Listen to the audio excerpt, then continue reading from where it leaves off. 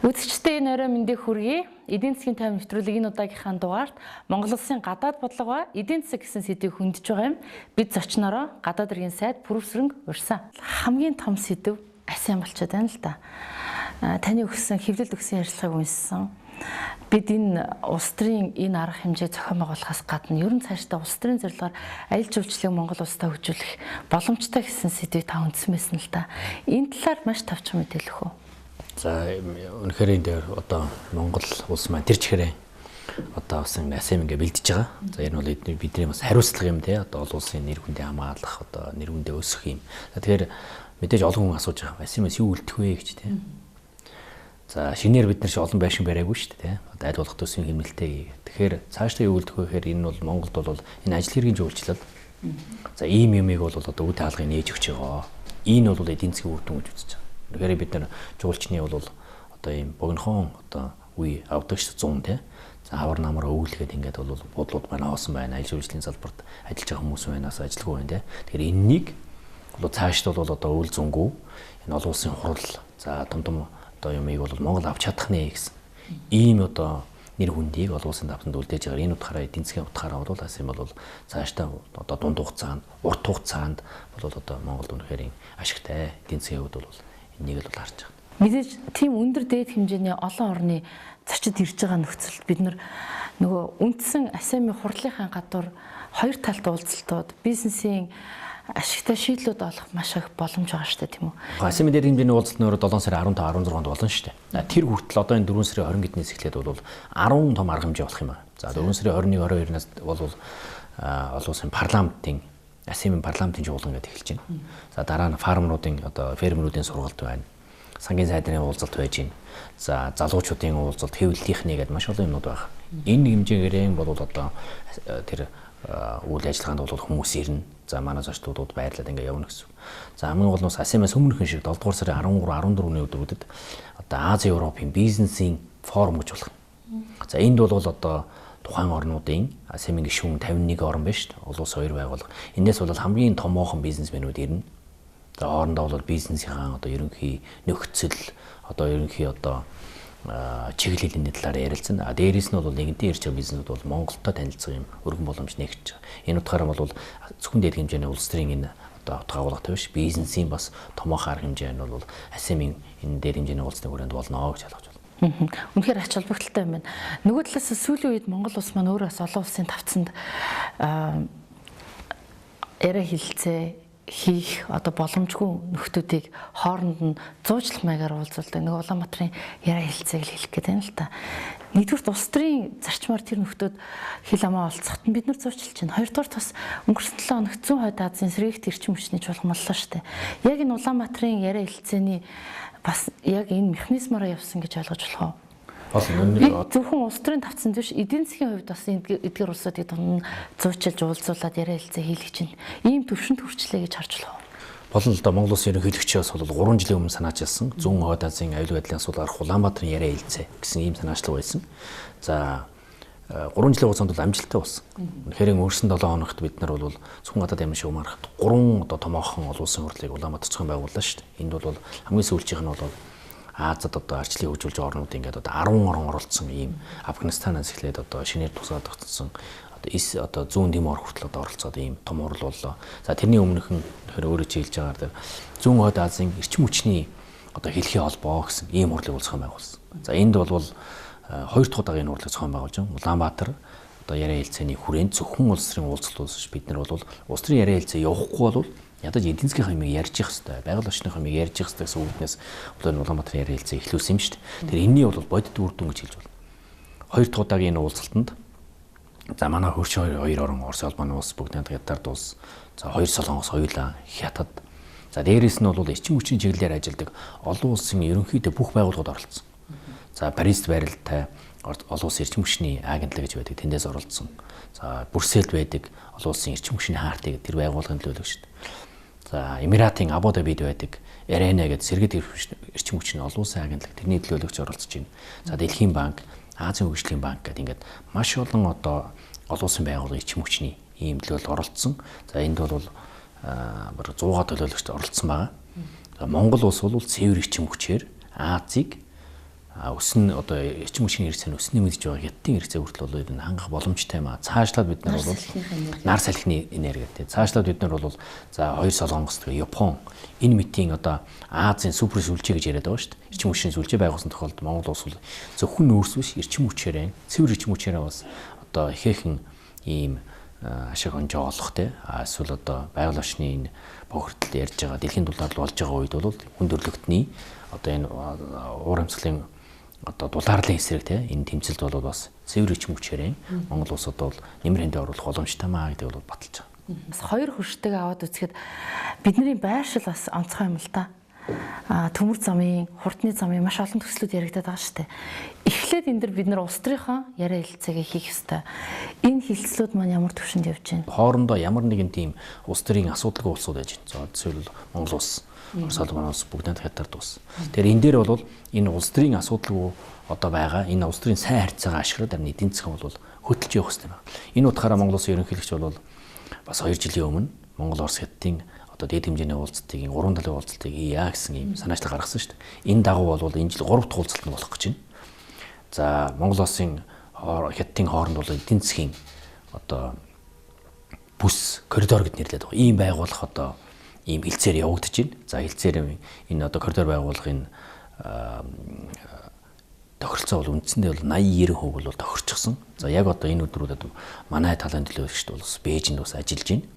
За энэ хавар одоо 6 дугаар сард болох одоо дараагийн 3 дахь удаагийн дэд хэмжээний уулзалтаар одоо энэний гар үсэг зурья гэдэг. За энэ дээр бол голцоо дэд үтсийн юмнууд орсон. Ерөөсөө Монголын нутгаар дайрч орж байгаа гарч байгаа транзит тээврийн юмнууд. За энэ дээр бол одоо төмөр замын тээврээс авц замын тээвэр дээрээс нь одоо орчин үеийн нөгөө интернетийн кабель шугам байж шít.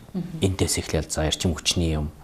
За ингээд цогцоор нь бол одоо авч хэлцэж байгаа. Энэ бол анх удаа одоо 3 улсын хооронд хийж байгаа юмнууд. Дээрээс нь бол мөн тав хүн мэднэ бүгд хятад улсын дарга одоо Си Жинпин айлчлагад жил хагсын өмнө Монгол Хятадын хооронд бол хятадын нутгаар дамжиж хөнгөлөлтөө тарифаар транзит тээврийн хилцээр байгуулагдсан байгаа. Хоёрдугаарт нь бол Оросын улманы улстай бас 2009 оноос хойш яг одоо Оросын нутгаар дамжиж бас далаад гарах. За Оросын нутгаар дамжиж Европын орнд руу орох. Ийм одоо транзит тээврийн хилцээр бол бас одоо явж байгаад нэлийн зогсон байдалд орсон байсан. За одоо хэдэн талаас одоо нэлийн одоо хүчээр авд гаргасны дүнд одоо энэ хилцээр бол үндсэндээ бэлэн болж байна. Бид нар мөн ойрын саруудад энэ хилцэн дээр гар үсэг зурна. Ингэсэн тохиолдолд нөгөө манай далаад гарцсан Монгол улсын хувьд бол 2 хөршөөрөө дамжаад одоо 3 дахь хөршөөгөө гарах те. Бид нар зөвхөн гарах юм яриад байгаа. Дээрээс нь бас манай руу чиглэж байгаа бараач гэсэн энэ хөнгөлөлтөд тарифаар орж ирж байгаа шүү дээ. Тэгэхээр энэ дээр бол одоо ихээхэн ачаал бүгдэлтэй ийм агц дэвшил гарч байна. Бас Япон улстай бид нар чинь нөгөө чөлөө судалгааны гэрээ байгуулсан шүү дээ. За энэний маань үйл явц юу болж байна? Үргэлжлүүлээд одоо яг манайхан бараа бүтээгдэхүүнээ экспортлоод эхэлсэн үү гэдэг дээр л хүмүүс их анхаарал тавиад байгаа. Энэ бол зөвхөн чөлөө судалгааны хэлцээр биш юм байна. За чөлөө судалгааны хэлцээр бол үндсэндээ бол одоо байгаа юмаа бэлнээр нь зарна гэсэн үг шүү дээ. Биенийгаа тарифыг бууруулад. Тэгэхээр эдийн засгийн түвшлийн хэлцээр бол энээс илүү юм байна. Юу гэвэл Монгол улсын эдийн засгийн хүчин чадал одоогоор бол тийм сайн биш байна. Японы эдийн засагтай харьцуулбал. Тийм учраас Монгол улсын эдийн засгийг чадваржуулах те. За юмаа бүтээгдэхүүнээ одоо үйлдвэрлээд Японы зах зээлээр гаргадаг болох тийм чадварыг бий болгоход Японы талаас дэмжин тусна гэсэн. Ингээд энэ бол эдийн засгийн одоо хамтын ажиллагааны хэлцээр чөлөө судалгааны хэлцээр хоёрыг нэгтгсэн юмыг бол эдийн засгийн түвшний хэлцээр гэж. За улсын их хурлаар энэ одоо өнгөрсөн намрын чуулганаар бол одоо татварын, гайлын одоо хуулиудаа өөрчлөлт оруулсны дүнд бол одоо дотоодын манайх бол одоо гэрээ хэлцээндээ өөрчлөлт оруулах те хууль юмдаа өөрчлөлт оруулахын бэлтгэлээ хангаад ингээд одоо Японы талдаа нууц солилцоход бэлэн болсон. Одоо бол нэг сарын дотор бол энэ хэлцээр хүчин төгөлдөр болно. Ер нь бол бас дэлхийн бодлооны байгууллага одоо байгаа шүү. Тэрний хүрээнд бол одоо 190 гаруй гишүүнтэй. Тэр байгууллагын хүрээнд бол Монгол улс ганцаараа одоо хоёр талын чөлөө судалгааны хэлцээр ганцхан улс байсан. Энэ бол бас шиг харамсалтай одоо тийм факт байсан шүү. Тэр бидний бол одоо бас дуусгаж чадлаа. Анхныхаа чөлөө судалгааны хэлцээрийг холбоо өмстэй байгуулад тэг хүчин төгөлдөр болгож чадлаа гэж одоо хэлэх хэрэгтэй. Та хэллээ нэг сарын дотор 19 их зурчвал бизнесүүд явахад бэлэн болох юм байна. Ямар шинэ боломжууд манай зах зээлд нэгдэж байна? За энэ дээр бол Японы зах зээл бол өөрөө маш үнэтэй зах зээл шүү дээ. 120 саяын тэгээд маш үнэтэй зах зээл. За тэгэхээр биднэрт бол одоо хангалттай том зах зээл. Бид нар зөвхөн одоо нэг жамцтай ус гаргадаг, жазарганы ус гаргаад ингээд зогсож байхгүй тий. Дээрээс нь бол сайн чанарын мах, за одоо хүнсний бүтээгдэхүүн бусад тий газар тариалангийн юмнууд одоо сомогийн хавраг маань хүртэл одоо гурвалжин бодоо халахгүй тариалал ингээд гаргаад эхэллээ шүү дээ энэ жилдээ. Тэр бүгд бол одоо гайл тарифын хөнгөлөлтөө ийм нөхцлөөр л одоо гарна гэсэн үг. Дээрээс нь бол Монгол улсыг аж үйлдвэрчгэд хөгжихэд бол бид нар шүү дээ байгаль орчинд халдгүй тэргүүний технологи хэрэгтэй байж байгаа. Тэр Японы зүгээс энэ технологиуд орж ирнэ гэсэн. Гайлын татвар харьцангуй бага технологийн трансфер явагдана. Манай хүмүүсийг сургана. За дээрээс нь нэмэгдээд Японы компаниуд ингэ нэмэгдээд ирэхээр тэргүүний сайн менежмент ийм юмнууд орж ирнэ гэсэн. Гадаадын хөрөнгө оруулалтын асуудлаар бизнесийнхэнтэй болон гадны хөрөнгө оруулагчтай өмнөх нэвтрүүлгээрээ бид нар ярьж байсан л та. Ер нь Монгол улс энэ хууль эрх зүйн орчноо өөрчилж болно. Өөрчлөө тогтвортой болсныхан дараа гадаадад сурталчлах ажлыг тутам гэдэг л гэж яриад байдаг. Энэ маань болохоор манай гадаад иргэн яамны эрхлэх үйл ажиллагааны хүрээнд хамрагдж байгаа асуудал. Ер нь Монгол улс гадаад сурталчилгаанд илүү их ач холбогдол өгөөд эхэллээ л дээ ойрын үед. За яг юу хийж байна гэдгийг сонирх юм. За үнэхээр зөв л дээ. Тэгэхээр бид нар бол гэрийн даалгавар маань бол шүү дээ. Тэр бодлого доктортой байх асуудал байна. Тэн дээр бол бид нар бол алдаа одоо гарч исэн өнгөрсөн хугацаанд. Тэндээс бол сурч байгаа. Одоо бол хөрөнгө оруулагчдад татварын өндөр нам бол одоо ихний ээлжин чухал биш. Хамгийн гол нь бодлогын доктортой байдал залгамж чанар бол чухал юм байна гэдгийг бол ойлгож авсан байна. Тэгэхээр энэ дээр бол энэ жилээр бол ажиллаж байна. Бас алдаан дээр л одоо сурч байгаа л гэсэн үг шүү дээ. Хоёрдугаарт нь бол үнэхээр гадаад бодлогыг эдийн засгуулах гэдгээс олон жил яригдсан. Бид нар бол өнгөрсөн онд 2015 онд бол манай засгийн газраас Монгол Улсын одоо гадаад бодлогыг эдийн засгуулах гэж хөтөлбөр одоо баталж авсан. Тэгэхээр үнэхээр гадаад байгаа элчин сайдын яамдууд одоо эдний ажлыг бол одоо эдийн засгийн үр дүн хэрэг гарвэ гэдэг хэрэг гаргасан бэ, хэрэг ахиж твч гарсан бэ гэдгээр үнэлдэг юм шалгуурын нэг нь болгож өглөө л дөө.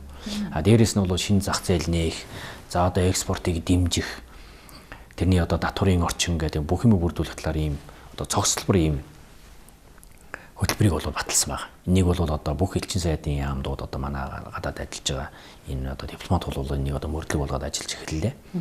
Энэний бас нэг юм нь бол хувийн хвшлийг дэмжих. Хувийн хвшилтийн төр нь бол одоо улс төрийн замын засдаг тий одоо шинэ зах зээл нэгтэн дэмждэг ийм юмыг бол энэ дээр маш одоо тодон муран гаргаж өгснөөр бол шинэлэг юм байна.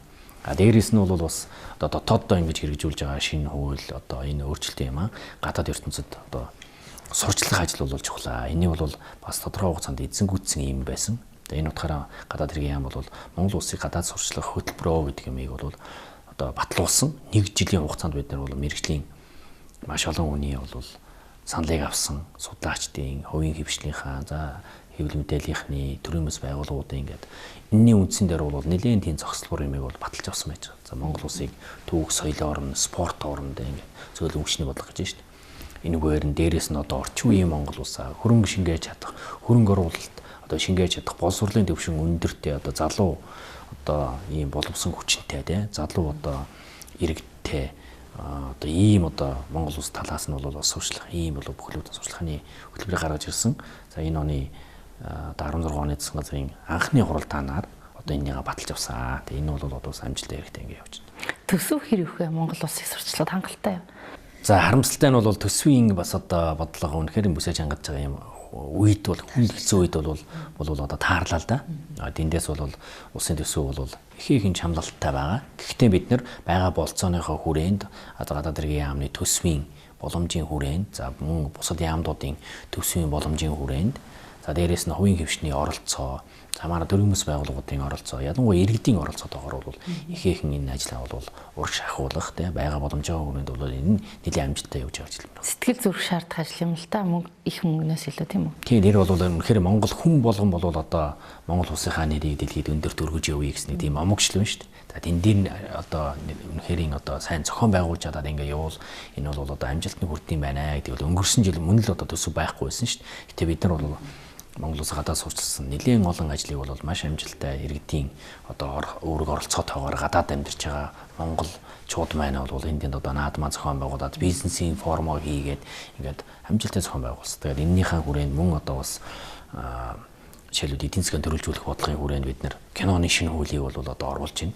Энд л өргөн бариад одоо энэ хаврын чуулганаар хилцүүлэх гэж байна. Марко Поло гэдэг одоо манай их хааны тухай хувлаа хааны тухай юм одоо кино гараад эхлэв шүү дээ. Өнгөрсөн жил хийгээд эхэллээ шүү дээ.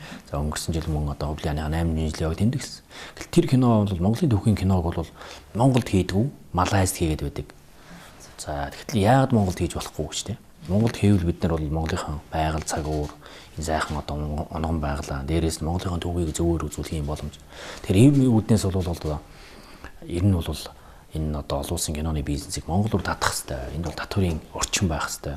Хууль зүйн орчин бий болох хэрэгтэй гэдэг үүднээс бид нэр бол энэ киноны хуулийг санаачлаад манай боловсрал соёлын шинж ухааны яам, гадаад яам оролцоод, сангийн яам маань оролцоод бол бас бүтэн жилийн хугацаанд бол нэлээд олон хилцүүлэг одоо хийж яагаад ингээд засгийн газраар бол хилцээд одоо улсын их хурлд өргөн барьж байна.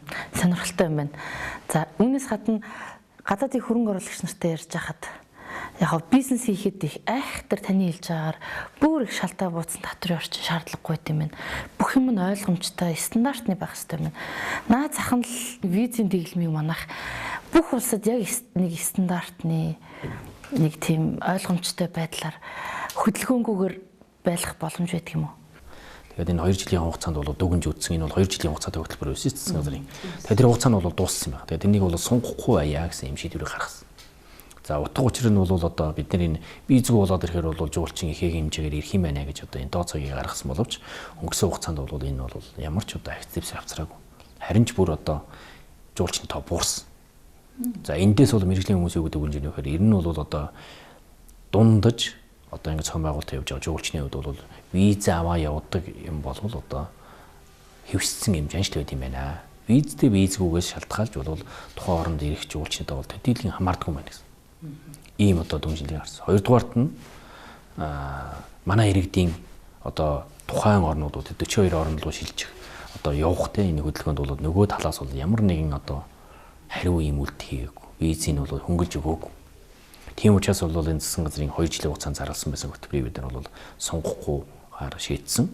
Энэ 12 сарын 31-ээр бол 34-ээр бол дууссан байна. Тэрнээс бол олон сарын өмнө өнгөрсөн оны 8 дугаар сарын сүүлч 9 сарын ихээр бол энэ 42 оронд Монголсны буудлуудад бүхэл газруудаар бол зарласан байна. Дээрээс нь бол бид нар бас энэ асамын дэд хэмжээний уулзалт зохион байгуулж байна. Дэлхийд даяар бол терроризмын аюул занал их байна. Энэ утгаараа бол бид нар нэгэнтээ одоо гадны зочдыг өндөр хэмжээний тэр одоо зочдыг өрссөн бол аюулгүй байдлыг хангах манай үүрэг. Энэ утгаараа бид нар бол бас оны эхний гадналын манай түншүүч гэсэн бол одоо тодорхой хэмжээний бас бид нарт шаардлага тий хүсэл тавьж байгаа. Энэ нь бол одоо ийм одоо салнад гавьж болохгүй. Одоо үнэхээр энэ том зочин ирж байгаа. Тэр утгаас аюулгүй байдлыг хангах нь бол танай үүрэг гэсэн. Энэ утгаараа ч гэсэн энэ бол бас одоо 1 сарын 1-ээс бол ингээд визтэй болгосон нь бол зөв болохмаа гэж үзэж байгаа. Хүн одоо харж байгаа сүүлийн үеийн байдал бол одоо маш хэцүү байгаа шүү дээ. Европ одоо энэ дотор бол Европ маш олон орн байсан те. Тэгэхэд бол Европт бол одоо терроризм за бөмбөг дэлбэрч байгаа асуудал бол их хэмжээгээр байгаа шүү дээ. Тэгэхээр энэ бол зөв шийдвэр болсон. Одоо Монгол улсад ирэхэд бол визний тэглэм бол хуучин коммунизмын үеийн баг юм шиг байж байгаа шүү дээ. Юу заавал урьдлах шаарддаг. Тэгэхээр энэнийг бол гадаад яам бол харин ойрын үед e-виза гэдэг электрон визийн системд оруулах юм ажил хийж. Тэр энэ оны эхний хагастай багтаад одоо хүссэн хүн нь ерөөсөн заавал Монголоос урьдлах шаардлагагүй. Ерөөсөө гэртээ нэг Монголын тухай нэвтрүүлэг үзэж байгаа, интернет үзэж байгаа.